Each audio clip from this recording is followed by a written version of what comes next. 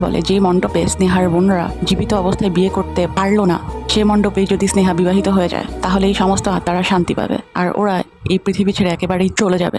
এসব শুনে হর্ষ বলে ঠিক আছে, যদি এটাই হয় তাহলে আমি স্নেহাকে বিয়ে করব। হর্ষ রাজি হয়ে যায় স্নেহাকে বিয়ে করতে। এরপর জয়ন্ত হর্ষের কাছে আসে আর হর্ষকে একটা শেরওয়ানি দেয় আর বলতে থাকে আমি অনেক খুশি হয়েছি এটা শুনে তুমি স্নেহাকে বিয়ে করতে রাজি হয়েছ। হর্ষ তখন বলে হ্যাঁ, স্নেহা অনেক ভালো একটা মেয়ে, ওর সঙ্গে বিয়ে হলে ও আমাকে সুখিয়ে রাখবে। এরপর আমরা দেখি সেই 4 বোনকে বউ সাজানো হচ্ছে, সেখানে স্নেহাকেও বউ সাজানো হচ্ছিল। এরপর 4 বোন বলতে থাকে এখন স্নেহার সাথেও সেটাই হবে যেটা প্রতি বছর আমাদের সাথে হয়। এটি বলেই সবাই হাসতে শুরু করে। এরপর আমরা দেখি বিয়ের জন্য 4 বোন আর তাদের পাত্র এসে হাজির হয়েছে। এরপর আমরা হর্ষ আর স্নেহাকেও বিয়ের মণ্ডপে আসতে দেখি। প্রথমেই সেখানে বড় বোনের বিয়ে হবে, এরপর একে একে দ্বিতীয় বোন, তৃতীয় বোন, চতুর্থ বোন এবং এরপর হর্ষ এবং স্নেহার বিয়ে হবে। সেখানে দাঁড়িয়ে থাকার সময় হর্ষ হঠাৎ করেই পাশে রাখা একটি আয়নার দিকে তাকায়